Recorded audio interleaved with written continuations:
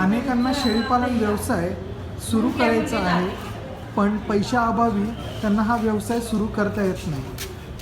अनेक जण मला कॉल करतात आणि विचारतात, सर कोणता मार्ग आहे का, आम्ही अशा पद्धतीने शेळीपालन व्यवसाय सुरू करू शकतो का, काही गव्हर्मेंट योजना आहेत का.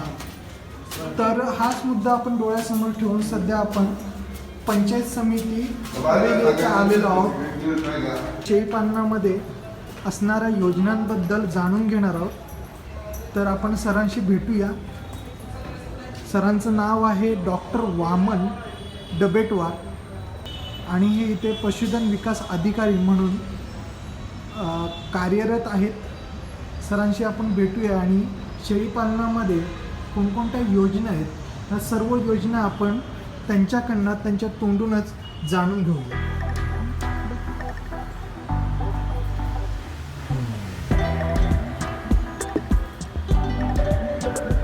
नमस्कार, मी डॉक्टर वामन डबेटवार, तालुका पशुवैद्यकीय अधिकारी, पंचायत समिती हवेली येथे मी कार्यरत आहे.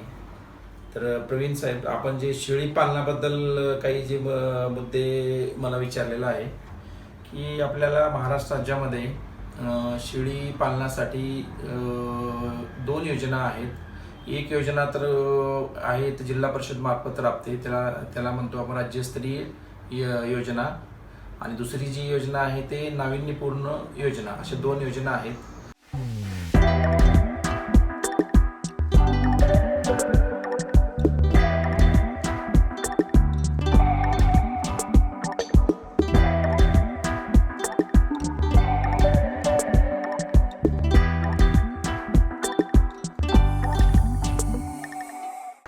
पहिल्या योजनेबद्दल सांगायचं झालं तर जे काही अर्ज आपण शेतकऱ्यांकडून घेतो, थोडक्यात मी त्या योजनेबद्दल सांगतो. ही जी योजना आहे जिल्हा परिषद मार्फत जी राबणारी योजना आहे ती फक्त SC जातीच्या लोकांनाच ही योजना लागू आहे. SC म्हणजे कोण? मांग, मार, चांभार ह्या जे 3 जाती आहेत, ह्या 3 जातीच्या लोकांनाच ही योजना लागू होते. ही जी योजना आहे ही योजना प्रत्येक वर्षी अंदाजे मे जून ह्या महिन्यामध्ये योजनेचे अर्ज चालू होतात आणि आपण प्रत्येक संस्थेला, आपले जेवढे हवेली तालुक्यामध्ये टोटल 20 दवाखाने आहेत, त्या दवाखान्यांना आपण त्यांच्या मार्फत प्रत्येक गावामध्ये ह्या योजनेबद्दल लोकांना माहिती देतो आणि त्या लोकांना, जे गरजू लोक आहेत अशा लोकांकडून अर्ज आपल्या दवाखान्यामार्फत हे आपल्या हवेली पंचायत समितीच्या कार्यालयामध्ये अर्ज येतात आणि ते अर्ज आल्यानंतर आपण जिल्हा परिषदला पाठवतो. ही झाली थोडक्यामध्ये प्रोसेस. ह्याच्यामध्ये ही टोटल योजना आहे 67,000ची. 67,000मध्ये 7,000 बोकड्याची किंमत आहे आणि 6,000 ही शेळीची किंमत आहे. ती शेळीची योजना म्हणजे 10 शेळे आणि 1 बोकूड असे टोटल 10, 10 + 1 असं 11 शेळ्यांची ही योजना आहे. तर ह्याच्यामध्ये टोटल 67,000 रुपये ही शेळी गटाची किंमत आहे आणि 4,232 रुपये ही इन्शुरन्ससाठी पैसे ठेवलेले आहे. ह्याच्यामध्ये 75% हे शासन ह्या लोकांना अनुदान देतं. 75% जर म्हणलं टोटल 53,360 रुपये हे. आणि दुसरी जी योजना आहे ती आता म्हणजे पुणे जिल्ह्यासाठी चालू झालेली आहे, नाविन्यपूर्ण योजना. ह्या योजनेमध्ये ओपनसाठी आणि SC कॅटेगरी लोकांना, ह्या दोन्ही लोकांना ह्या योजनेचा लाभ घेता येतं.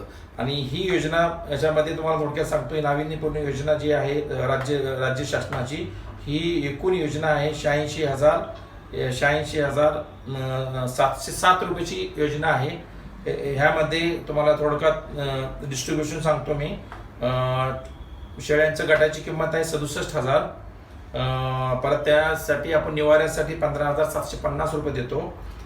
विम्यासाठी 2957 रुपये आहे आणि खाद्य, शेळ्यांना लागणारे पाण्याचे भांडे, खाद्याचे भांडे याच्यासाठी 1,000 रुपये देतो. अशी टोटल योजना आहे 86,707 रुपयाची. ओपनसाठी 43,353 रुपये हे टोटल अनुदान आहे आणि SC साठी 65,030 रुपये हे अनुदान आहे. ह्या आणि बाकीची प्रोसेस जी आहे ते सेमच आहे, सारखीच आहे. याच्यात फरक एवढंच आहे, ओपनसाठी 50% अनुदान मिळतं आणि SC साठी 75% अनुदान मिळतं.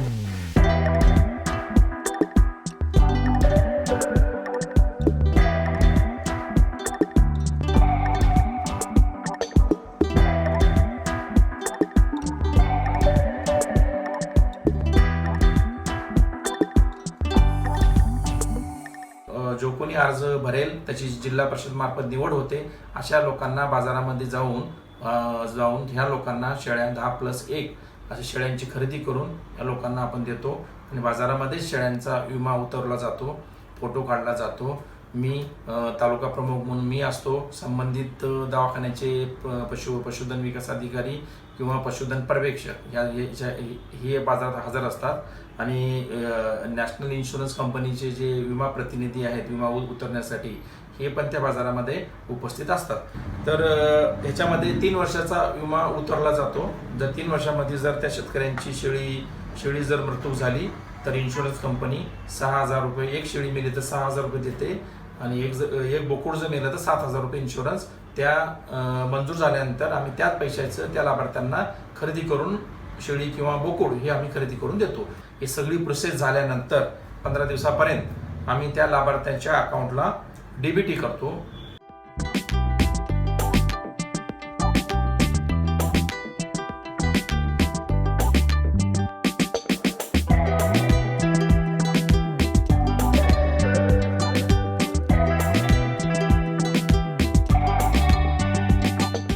आणि ह्या वर्षापासून ऑनलाईन सेवा, ऑनलाईन अर्ज भरायचं सुरुवात झालेली आहे. आता हार्ड कॉपी जे अर्ज भरून द्यायची आवश्यकता नाही. त्याची वेबसाईट आहे mahabms.com ही वेबसाईट आहे. ही वेबसाईट ओपन करून या वेबसाईटमध्ये सगळं डिटेल दिलेलं आहे. अर्ज कसं भरायचं, उमेदवाराने अर्ज कसं भरायचं सगळं दिलेलं आहे आणि पूर्ण मराठीमध्ये दिलेलं आहे, सोपं दिलेलं आहे. त्याच्यामध्ये कुठले कुठले कागद तुम्हाला जोडायचं ते पण दिलेलं आहे. तर आपण स्वतः ती वेबसाईट ओपन करून आपल्याला म्हणजे SC कॅटेगरीत आहे का ओपन कॅटेगरीमध्ये आहे ते आपण व्यवस्थित वाचून हे व्यवस्थित भरायचं आहे आपल्याला. हे आता यावर्षी जर बघितलं तर कालावधी दिलेला आहे 4 डिसेंबरपासून ही योजना चालू झालेली आहे आणि त्याची शेवटची तारीख दिलेली आहे 18 डिसेंबर. 18 डिसेंबरपर्यंत प्रत्येक शेतकऱ्यांना किंवा पशुपालकांना ऑनलाईन जाऊन आपल्याला याचा अर्ज भरता येतं. त्या 18 तारखेनंतर ही वेबसाईट म्हणजे अर्ज भरायचं दिनांक संपल्यामुळं आपल्याला भरता येणार नाही. तर प्रत्येकाने दिलेल्या विविध कालावधीमध्येच अर्ज भरावं. त्यानंतर ऑफिशियल प्रोसेस चालू होते. निवडीची जी क्रमवारी आहे ते महाराष्ट्र राज्य शासनाने जसं निवडून आपल्याला जे नियम अटी काढून दिलेला आहे त्याप्रमाणे निवड होते.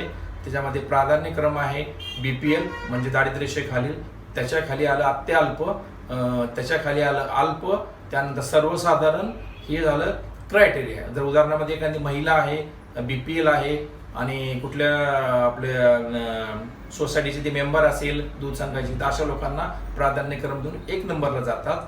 आणि जर आपल्याकडे BPLचे लाभार्थी नसतील, दारिद्र्य लाभार्थी नसतील तर आपण 2 नंबरला आपण अत्यल्प घेतो, 3 नंबरला अल्प घेतो आणि 4 नंबरला सर्वसाधारण घेतो. हे ठरलेलेच आहे. ह्याप्रमाणेच पूर्ण लिस्ट तालुक्याला लिस्ट तयार होते आणि ती लिस्ट आम्ही जिल्हा परिषद पुणे इकडे आम्ही पाठवून देतो आणि तिथून त्यांची कमिटी आहे त्या कमिटीमध्ये पूर्ण चिठ्ठ्या टाकून निवड केली जाते. निवड झाल्यानंतर ते यादी आमच्याकडे येतात. आल्यानंतर आम्ही आमच्याकडे निवड झालेल्या लाभार्थ्यांना आम्ही त्यांचा फोन नंबर दिल्यामुळं प्रत्येकाला कॉन्टॅक्ट करून आम्ही इथं मीटिंग बोलवतो. मीटिंग बोलून पुढची प्रोसेस कशी करायची ती त्यांना समजून सांगतो. जर मी सांगितल्याप्रमाणे जर महामंडळाकडे शेळ्या उपलब्ध असतील तर आम्ही महामंडळाकडे त्या लाभार्थ्यांना घेऊन जातो. अगर उपलब्ध नसतील तर जवळच्या नजीकच्या बाजारामध्ये त्यांना सोबत घेऊन जाऊन त्यांच्या मनाप्रमाणे त्यांना शेळ्या खरेदी करून देतो. पूर्ण प्रोसेस झाल्यानंतर, खरेदी प्रक्रिया झाल्यानंतर 15 ते 1 महिन्याच्या आत त्यांच्या खात्यावर डायरेक्ट पैसे जमा होतात.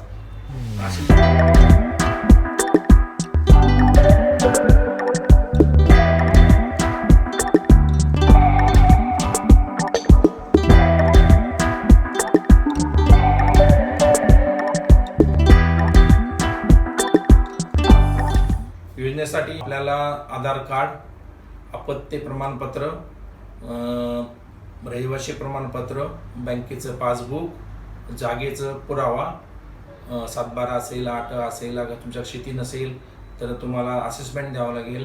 आणि जर शेती नसेल तुम्हाला बंधपत्र म्हणजे भाडेतत्वावर शेळ्या बांधण्यासाठी किंवा गाई म्हशी बांधण्यासाठी भाडेतत्वावर तुम्ही ती जागा घेऊ शकता. हे आणि एवढे 5-6 कागदच महत्त्वाचं आहेत. आणि SC कॅटेगरीमध्ये जर तुम्ही अर्ज भरला तर आपल्याला जातीचा दाखला हा कंपल्सरी आहे. शेळीपालन प्रशिक्षण आवश्यक आहे का, तो प्रमाणपत्र जो नाही, तसं काही म्हणजे प्रमाणपत्राची आवश्यकता नाही. अर्ज भरण्यासाठी तुम्ही जर प्रमाणपत्र जर नाही जोडलं आणि तुम्हाला फॉर्म भरता येईल असं नाही. जर तुमच्याकडे प्रशिक्षण केलं, जर प्रमाणपत्र असेल तर ते प्राधान्यक्रममध्ये थोडं वर जातं, त्याला थोडा फायदा होतो. तालुक्यामध्ये एका दवाखान्याअंतर्गत 7-8 गावं जोडली जातात. जर त्यांना जर कुठल्या फॉर्म भरते वेळेस अडचण येत असेल तर संबंधित दवाखान्याचे संस्था प्रमुख आहेत त्यांच्याशी ते कॉन्टॅक्ट करू शकतात आणि तुमच्या अडचणी त्यांच्याकडे जाऊन सोडू शकतात. जर तिथं जर नाही सोडलं तर तालुका ठिकाणी पशुसंवर्धन विभाग दिलेल्या तालुक्या ठिकाणी इथं पण आपण येऊन आपल्या अडचणी सोडू शकता. कालावधी काय लागतो याच्यामध्ये कालावधी म्हणजे सरासरी अर्ज भरण्यासाठी 1 महिन्याचा कालावधी दिला जातो आणि अर्ज भरून आमच्याकडे आल्यानंतर आमच्याकडे 8 दिवसाचा कालावधी आमच्याकडे जातो स्क्रुटनिंगला आणि इथून 1 आठवडाभर ज्यावेळेस आम्ही जिल्ह्याला पाठवतो, जिल्ह्याला सुद्धा एक 8-15 दिवसामध्ये तिथं पण निवड होते. सरासरी मे-जूनमध्ये जर अर्ज भरलं तर जुलै, ऑगस्ट, सप्टेंबरमध्ये निवड यादी आमच्याकडे येतात आणि जर तरतूद प्राप्त झाल्याबरोबर आम्ही प्रत्येक बाजार आम्ही घेऊन लोकांना खरेदी करून जनावरं देतो. आणि बरेच वेळा काय होतं की आता तरुणांमध्ये शासकीय योजनांबद्दल निगेटिव्हिटी येते की खूप आम्ही प्रयत्न केलं पण मंजूर नाही झालं. त्याचं मुख्य कारण काय आहे? मुख्य कारण कसं असतं की आपल्या जिल्ह्याला एक निधी असतो. उदाहरणामध्ये हवेली तालुक्यासाठी जर आपल्याला एक 15 गटासाठी आपल्याकडं बजेट दिलेलं आहे.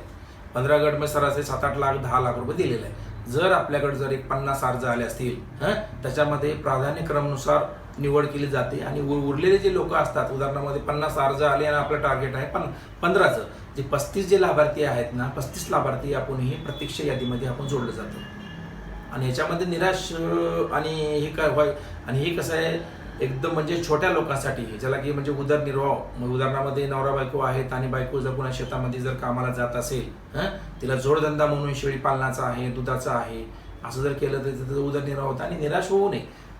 ह्या योजनेमध्ये जर आपला जर निवड झाली नसेल तर तुम्ही आपल्या बँका पण देतात. बँकेला तुम्ही जर दाखल केलं किंवा आम्हाला हे धंदा करायचा, स्वतःची थोडीफार गुंतवणूक करून तुम्ही शेळी पालनाचा व्यवसाय तुम्ही चालू करू शकता तुम्ही. ठीक आहे. आता आपल्याला सरांनी योग्य अशी माहिती दिलेली आहे शेळीपालन योजनाबद्दल. ज्याप्रमाणे सरांनी सांगितलं त्याप्रमाणे जर तुम्ही पाठपुरावा केलं तर ह्या योजना तुम्हाला मंजूर करून आणता येईल. धन्यवाद सर, तुम्ही आम्हाला मदत केल्याबद्दल. आपण जर ह्या चॅनलवर नवीन असाल तर सबस्क्राईब करा आणि व्हिडिओ जर आवडलं तर लाईक आणि शेअर करायला विसरू नका. धन्यवाद.